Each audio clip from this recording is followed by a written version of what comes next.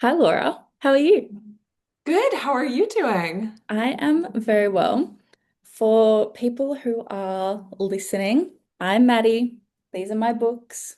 I run Maddie's Books Instagram, and today we are joined by Laura Brooke Robson talking about her new book, Love is an Algorithm. Comes out in Australia on Tuesday. Is that the same publication date for America as well? It is, but time changed, so you get it first. Oh, spectacular. Good. We are so lucky. I received this from Text Publishing. Shout out to Text. I spent a good 3 weeks with it, and that is a compliment because I will often breeze through books really quickly. But I was like, I want to hold on to even Danny as long as I possibly can because I don't want them to go away. And this is one of the best books I've read in a really long time. So when I had the opportunity to talk to you, I was like, I need to do this. We need to get on the Zoom. I want to know everything. I'm gonna put I'm that, so honored. What an intro. I'm gonna put that there. Um, so to begin with, can you tell the listeners a little bit about your book, please? Yes. And I feel like, Australia, important Australian context for this is during COVID, I was working remotely, didn't really know what was going on with my life, as many people did during the pandemic. I became like semi-nomadic and was dating a guy from Melbourne at the time. So I ended up Oh, spending a amazing. lot of time in Australia, like on and off throughout the pandemic. And at the end of my stint there, I moved to New York, where I have grandparents and had always really romanticized. And so much of this book is about the city of New York and just like my love letter to it. Um, and it was also, I was writing this at a moment when two big things were happening. One, I was really falling for my current boyfriend, who Yay. was such a better fit for me in ways that felt really obvious, Mm, but had not been obvious until I was going through them myself. So I was thinking a lot about this question of like, how do we know if we're in a good relationship or not? And mm, like, could someone have told me in my prior relationships, like, maybe this is not it, or would I have listened if someone had? mm. So that was happening. And I was also just absolutely immersed in constant conversations about AI. Like, I feel like anywhere I turned, people were like, you must be scared as a writer, like AI breathing down your neck, Taking your jobs. taking my job as I an hear that author of every limited day. renown. Um, and so I think that both of those big ideas, which at the end of the day really became one idea of just like, how do we know what to trust and how do we know what's real Mm, when technology claims to be able to tell us a like, binary truth about things, whether that is like, this is the way to write a book, this is the answer to your romantic woes, mm. um, all of that kind of coalesced into Love is an Algorithm. I love that. That was the perfect encapsulation of the novel, I feel. Um, I have some notes in front of me, and I did write down, throughout the book, we sense that even Danny, they do want the same thing. They want love, they want connection. I felt like Eve was a little like anxious avoidant, whereas Danny was just anxious in general. And even though they both want the same thing, you know, do you think that we can make communication and vulnerability trending in 2026? Or do you think we really just will keep on relying on technology to validate how we feel? Because like people are using ChatGPT now as their therapist. And I can imagine, you know, especially teenage girls or people who might be insecure in relationships going on and saying, Hey, chat, my boyfriend just did this. Oh my God, like, I don't know what to do. What are your thoughts around all of that? First of all, you're the first person who said Danny seems anxious, Eve seems anxious avoidant. 10 out of 10. That's Oh, exactly what I was thinking as I was writing them too. So I love that. Um, I know that when I see in my own behavior, the one time that I've ever like opened up Claude and vented emotionally, it was because I was on a trip, I was in a different time zone than my like normal support network, and I was like, well, I just gotta get another opinion on yeah. this. The way that I remember when I was, 12, I would search like friend drama, site colon Reddit. It's like I just want to assemble a council of other people to Mm, tell me that what I'm feeling is valid. But then, of course, you have Claude telling you not only are you exceedingly valid, mm. but I actually think that you've been wronged and you should escalate this, and maybe you're perfect. And I think that the worst part of all of this, on top of the fact that this was just like wrong and bad Mm, advice, mm, was the fact that an AI chatbot will never tell you to like put down your phone and go outside. And that's mm, the thing that I love so much about my friends is they'll be like, take a beat, shut up, let's find another topic, let's move on. And I think that that's the thing that really worries me when it comes to like the way we're using technology to talk about our feelings is not mm. knowing when to like stop the spiral and allow yourself a little bit of like grace, breathing room, move on from this problem. And I think, at least with my own experience with technology, it promises to be affirming and to give you this like Mm. yes or no answer about how you're feeling. But in a way, it just opens up a window to constantly second guess yourself and like always turn to another source to Yes. tell you how you're feeling. And that's the thing that I think is scary and dangerous. But I will say, I feel like, after having had that experience with AI, like I'm better at going to my friends now. So that's Mm. my hope. That's my hopeful spin is that I hope a lot of people have like one weird experience and then are just like, well, not more of that, please. Yes, yes. And how was your experience writing about Danny and Julian's app and the creation of Bug? Can you tell listeners a little bit about that? Yeah, so I actually lived in the Bay Area near San Francisco for many years, where it's just like the only thing anyone does is work in tech and talk about Yep. their like app startups. And in New York, there's also a pretty strong, robust tech community, and a lot of my friends work in various like tech jobs. And so I've always been really interested in that, Mm, and think it's really fun and funny and inspiring and odd, all the different crazy stories of people like going to Google and working in nap pods. And so I just feel like from a comedy aspect, there's like so much there to work mm, with. And I think that was something I loved about writing Julian's character as someone who just like buys into the tech scene completely wholesale. hmm Um, and then as far as their actual process of creating the app, that was really fun for me because I think it was my chance to make an app that I thought would be successful, but that I would never personally want to create because it feels a little unethical. I feel like that sort of tips my hand about the book a bit. But I think it's almost like a dark game of like, okay, well, if you wanted to make a business that you just thought was going to be successful, it's like, okay, Mm, well, maybe it just takes like all of your personal data, which is never an app that I would actually stand behind or want to make, but mm, is a pretty fun thought experiment. And so I felt like I got to play completely. with that thought experiment and then have the characters kind of come to the realization that they're like, did we make something bad? Yes, and the tipping point in the book, and for listeners, this is not a spoiler, but when the app changes from, your traditional dating app matchmaking to more of a compatibility assessment, when I read that, I was like, whoa, that is that is something. Um, and especially Julian and Gigi, their score of 100. And oh no, if it dips, are they not soulmates? Are they not in love? Should they not get married? I think it's really interesting because there are so many data-driven scientific people out there who want to try and quantify the human experience and human emotions. And I don't think that's ever possible.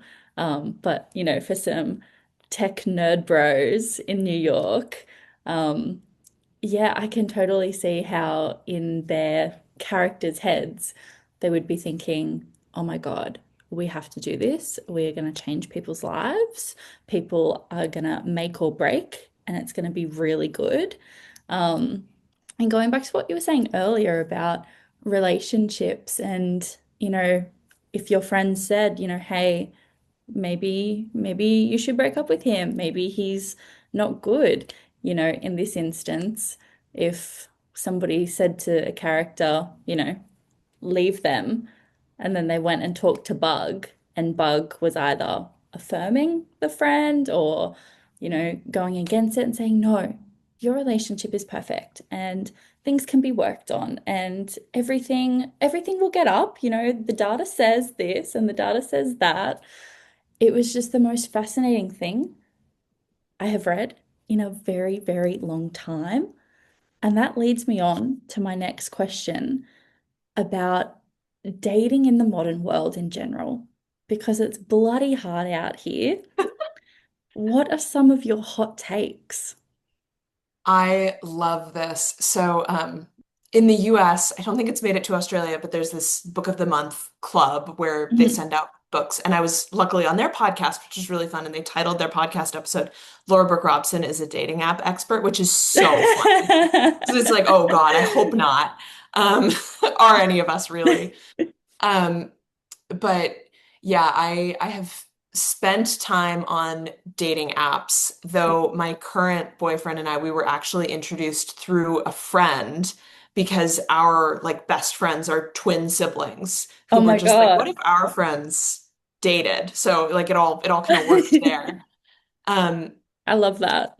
but I think one of the things that was really hard for me about dating apps is like I just love to talk to someone. Like I feel like I have to Mm, talk to someone mm, or message back and forth with them for like 2 weeks of intense conversation before I'm like, well, now I know that I want to go on a date with you, which like no one has time for that, um, me or anyone else. But I think that the example of the issue with dating apps that I use in the book is the idea of like a mattress startup. I feel like mm, on podcasts a few years ago, every single ad was like, buy our mattress. And mattresses are a really hard business to get into because people just kind of need the one. And then if you've like mm. given them a good mattress, they are not really a return customer. They're just going to keep their mattress. Yeah. And that's sort of the same issue that dating apps run into Mm. is they're incentivized to give you bad matches because if you get your good match, if you get your mattress, then you're just like off the app and you're no longer a user and a customer. Mm, And it feels like a classic example of a tech company where the company and the users' goals are like completely at odds, which is sort of where this idea of like, well, how can we become an app that follows you mm, beyond the dating phase into the mm. like relationship and beyond phase? I love that. And I completely agree with you. Um, I feel like, the quote from The Office when Steve Carell is like, "Where are all the hot people?" That's how it Yes. Yeah. feels like going through the app sometimes. It's like the algorithm should know that I want a really tall, sexy man who looks akin to like Jacob Elordi or Jesus. Why am I not being fed this? So yeah, I agree with you. This book is a slight departure from your previous novels. Yeah, huge. Yes, so two YA fantasy, and then your first adult novel still had some elements of magic and fantasy in it. What brought you into our real world? Was this story just like bursting out of you, or did you think, I want to challenge myself and do something a little bit different? How did it all happen? I think like all of the above, but mostly. bravery. I was Mm. writing fantasy in part because I loved reading fantasy, but also because I was so afraid of people thinking that I was writing about myself. And I Okay. felt like it was kind of a shield, kind of a disguise to be like, this couldn't possibly be me. They're in a world that's sinking. Like, Woo. no one will notice if they're pirates. And I think that as I wrote more and more, I realized that no matter what I wrote, people were going to be like, oh, is this you? Or like, oh, Mm. is this me? Which is even scarier when someone's like, am I this character? It's like, no, Mm. God, I promise you're not. And I think once I realized that that was going to happen anyway, and maybe just, as you get a little bit older and you have a bit more confidence in yourself and in your place in the world, I think I just sort of settled into the fact that it's like maybe the most interesting thing that I could write about would be something that's a little closer to Mm. life. Like in all of my previous books, my parents are still together. I have an older brother. So my family structure from like a, 10,000-foot view is like Eve's. Her Mm. parents are unhappily together. She's an older brother. And in all of my previous books, the parents were like dead, absent, something else was You going really on. Disney-fied that. Absolutely Disneyfied it because I just couldn't bear the thought that people would think I was writing about myself. Mm. And here I have this book where it's like a creative type living in the city, who has like a playful relationship with her older brother, and they're like the best of friends. Mm. And I think I just was able to kind of put that aside and be like, well, maybe I'll be able to say something interesting about having an older brother. Yeah. And I think the really lovely thing is how much grace and enthusiasm everyone has responded with. It Mm. doesn't feel like people are seeing themselves more in this book than in my previous ones. Everyone's just excited about it. Though I will say I have a joke about one character who's been reading The Power Broker, which is like this New York nonfiction tome that absolutely every finance bro in New York has in fact been reading for 5 years. So that's one that a lot of people are like, I can't believe you outed me for not having finished The Power Broker. And it's like, yeah, you and everyone else. Yeah, yeah. I feel like the Australian version of that is the Sapiens book. It's Oh, like yeah. it's like every Aussie guy has that book on their nightstand and they might have read like 3 chapters of it and it's just collecting dust. Yeah. Yeah, my Australian tome on my nightstand that I am loving, but I'm making like slow progress through is Helen Garner's Diaries. And like Oh, beautiful, obviously the great, big but it's hardcover one? so big. When Yeah. I went to Australia for a friend's wedding earlier this year, and I went to the text office and they loaded me up with all of these books, which was Mm, great. And I was mm. not thinking about the fact that I was going to have to weigh my suitcase. And carry them And I home. know that that book weighs a kilo Mm. because I moved it from my suitcase to my boyfriend's suitcase because I was like, I can't possibly. It's a full kilo. Oh, that is so funny. I remember when I was 13, I went to Hawaii with my mum, my nanny, and my aunt, little girls trip. And I had never been to Barnes and Noble before. And walking in there was just life-changing. I thought, wow, this is amazing. And that was around the time of like Hunger Games, Divergent, Maze Runner.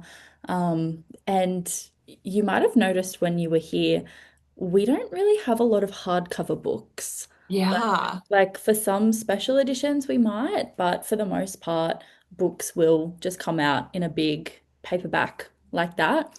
And so little 13-year-old me, I'd been working at the fruit market, saving my money. I found like the special like box set hardcover of Divergent with like the foiled things underneath the dust jacket. I went fucking nuts. And I was like, I have to have this. I have to take it home with me. I ended up stuffing it in my backpack so that they wouldn't weigh it when I was coming home. I'm like, please do not take my books away from me. I'm just a child. That So, was a great era to walk into a bookstore and like all the like dystopian mm, YA books side by side. oh, it was a time. I miss it.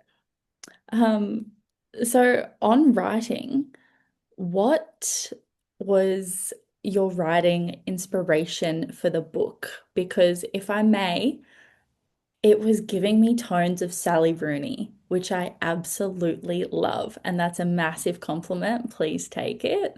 Honored. Um, I mean, I love Sally Rooney, so huge compliment. Amazing. Yeah, what were your writing inspirations with Love is an Algorithm? Great question. I think I had a couple of different sections of Mm. inspiration, and one was like New York books, Yep. like uh deep cuts. Oh, And like I love love. the By Holly Brickley? so good. Yes. So good. Mm. Um, and like Insomniac City, I actually Mm. just read, so that can't really be an inspiration because I read it after I finished it, but just like such a lovely encapsulation of Mm. wandering around the city at night. I listened to a lot of Vampire Weekend. Um, Yes, I was going to ask about music as well. Absolutely Vampire Weekend. And then I also had a category of like tech books, both Mm. fiction and nonfiction. Like obviously Tomorrow and Tomorrow and Tomorrow, Love. when you're talking about like co-founders and like building something techy. Mm. But then also nonfiction books like Gia Tolentino's Trick Mirror, I think is Yeah. really interesting. Mm. Or like Naomi Klein's Doppelganger, Yep. Kyle Chayka's Filter World, like all of those, my stable of New Yorker writers I love. And then I think that the third category is like the writers I most admire for just writing relationships that I think feel so true. Mm. Like the Sally Rooney's, where it's just like anytime there's a perspective switch, it just makes you feel like you see such softness and you see such Mm. misunderstanding that I think is really beautiful. And I think like no one does that better than Sally Rooney. Um, I think you're getting up there. well, I'm honored. Thank you. So Vampire Weekend, what songs, like, are you a playlist person? Did you make like a playlist for like Eve and Danny and the book and the vibes? If I so, have so many playlists for this book. ah, I made a yes. playlist that felt to me what the vibe of Eve's first album, Prelapsarian, is. So like Mm, songs that are referencing the Garden of Eden. And mm. my like villain origin story is that in uni I was made to read Paradise Lost like three subsequent terms just because I don't Oh know the my God. syllabi weren't aligning. And I like hated it the first time and like grudgingly appreciated it the second time and then like really came around to it the third time. Um, and so I was always like, I'm gonna use the word prelapsarian in a book someday. So this was my excuse. Um, Congratulations. yeah. Uh, and a lot of like sort of longing songs, a lot of like Bon Iver and Hozier on that Mm, playlist. And then for Eve's second album, that's Ski Rat. mm, A lot more like slightly upbeat, slightly indie-tronica music weaving into there. And then also, one of the things that I had a lot of fun with in this book is just like jumping around with form because I mm, meant to replicate the feeling of being on the internet, just like a little bit, where there's always something new to mm, kind of distract you and entertain you. And so one of my little interstitial bits was playlists, that it's like a playlist that Eve made Danny, a playlist that Danny made Eve. And so like that's the song of the summer, like what's Danny running from? And so just like all of those, anytime I heard a song, I was like, I bet that this is something that Eve would have liked. Eve would love Maggie Rogers. She would. Yeah. Oh, I love that. If you would feel inclined to share a link with me Oh, and absolutely. I could maybe put that up for people to also listen and love. So with the book being set in New York City, I have never been, but I would absolutely love to one day, maybe in like 5 years' time when the orange buffoon is away. Um, So fair. yeah. What are your best New York recommendations? Like if you had to not even play tourist for a day, but just like if you had, I don't know, 3 days in New York City, what would be like the top things to experience? Absolutely love this question. And it's very timely because since my book is about to launch, I have like Mm. friends and family coming in from out of town. Oh, great. Um, so first for, the book lovers among us, Mm. there are so many really, really fun bookstores. There's the big one. My launch is going to be at the Upper West Side Barnes and Noble, which is like gorgeous. There's a That couple is so different Barnes and exciting. Nobles. But then the Strand is like absolutely Mm. spectacular. I live on the Upper West Side, which is where Eve grew up, so like after my own heart. And the main Strand location is more downtown, but the Upper West Side Barnes and Noble is like or Strand is right next to the Natural History Museum. And Oh, anytime I'm just like walking past, I'll be like, well, maybe I just need to like say that's a hello. book. Walk out with 4 books. So that's really fun. And then there's all sorts of like lovely, lovely indie bookstores, like Books of Magic and Books of Wonder, The Ripped Bodice, like something for everyone, really. And then, of course, the New York Public Library, the main location Mm. on Bryant Park, it has like the big lion statues. And then my secret that I discovered is that's not like a normal library. It has the gift shop and the reading room and stuff. But if Mm. you cross the street, that's just like 6 floors of outlets and books that you can pull out and read. It feels more like a normal library, but Yeah. massive.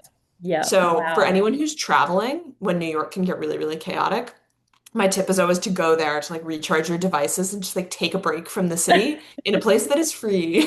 Amazing. And do they have toilets there? Because I hear that Yes. New York, it's really hard to find a toilet. Yes, that is something that I love about Australia is the US has just not figured out the fact that we just like, need public toilets. But Yeah. you go into the public library across from the Hmm. Lion Library and that's where you you take your rest. That is Um, spectacular. I would say no one is lying about how good a New York bagel is. That is Okay. always worth doing. The hype is Um, true. Apollo, Bagel Hmm. Pub, Brooklyn Bagel, all spectacular. Hmm. Honestly, one of my favorite bakeries in New York is called Tall Poppy. It is Australian. But like if you need an almond croissant and a flat white in Manhattan, like where are you gonna go? That's where you're gonna go. I love that for you. So that's so good. And then my other just like favorite thing to do, especially if it's summertime, is to like grab a friend, grab your headphones, do like a hot girl walk, do a run along the West Side Highway. It is on the river. It's a West Side Highway. That sounds so unpleasant. The cars are far away. It feels like fully separate, and you're just on the river. You're seeing all of these like beach volleyball courts and like people playing tennis. Um, an influencer every like 10 feet. It was really warm yesterday for like the first time all year, and absolutely all of Manhattan was out for their jog on the West Side Highway. It was spectacular. Um, so those are my top recs. Oh, and Prospect Park and Central Park. You can't go wrong with just Mm. like getting a big picnic blanket, spreading it out in Central Park, bring your book, get a cheese plate. What could be better? That sounds absolutely divine. Well, when I one day get to New York, I will hit you up. Yes, please DM me. I'll hit you up. I'll be like, Laura, I'm in your city. Take me to Apollo Bagels, please. Yes. I I really liked the dynamic of the parents in the book. We have Danny's dad, who is like super overbearing but so loving, and then Eve's parents, who are just really absent and only quite supportive of Julian. Um, what made you include this dynamic in the storyline? Because I feel like with some books, there can be like heaps of subplots and it doesn't always work. But this really worked for me. And I think it really like elevated the story and also kind of like the characters and why they are the way they are. So, what was important about this dynamic for you to write about? Oh, I'm so glad you said that. Thank you. Yeah, I think for me, one of the most interesting parts of being in my late 20s has been seeing the adults in my life as real people with like more complicated lives than I think I understood that they had.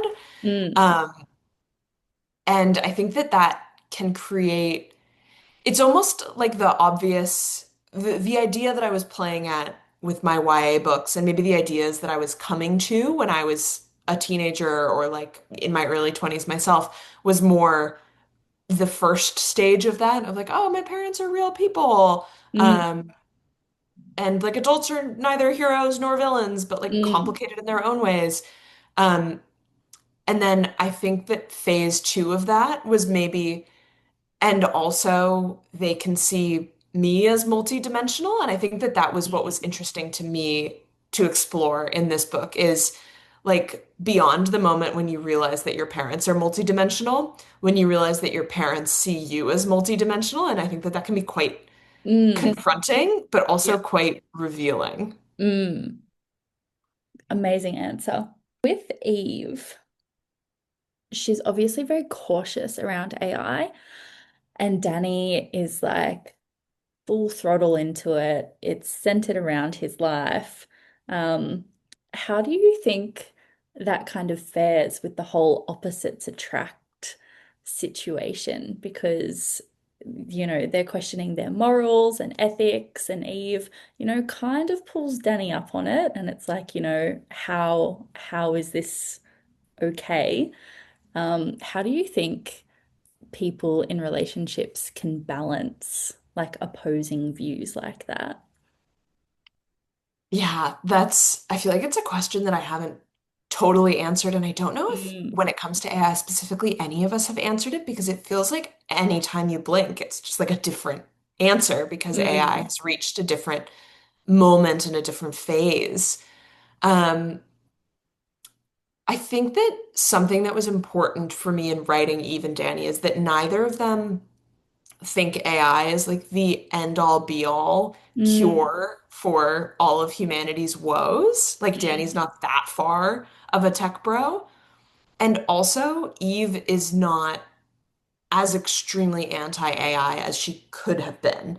And the mm, reason why I wanted to write both of them in this like they're sort of on opposing sides, but they're also both in a bit of a liminal space, is because I think a lot of us feel like we are in a liminal space where we're being asked to make these huge decisions about a technology that's pretty confusing. And while it is, I think, especially when you're a book lover, tempting to be like, I hate all AI, then you see something and it's like, well, we've uncovered what whales are saying. And you're like, well, I guess that's nice. Or like, oh, we've cured some disease, we've made some big mm, stride. It's like, well, I guess that's good too. And so I think that, yeah, I think what was important to me in writing their dynamic is that I wanted them to be two characters who gave each other grace and allowed mm, each other to evolve their thinking, even while they were curious and would push each other in their respective conceptions of the world. mm. Brilliant answer. Love that. My final question for you, because Zoom is going to cut us off in 4 minutes. What do you hope readers can take from your book? Oh, I love that question.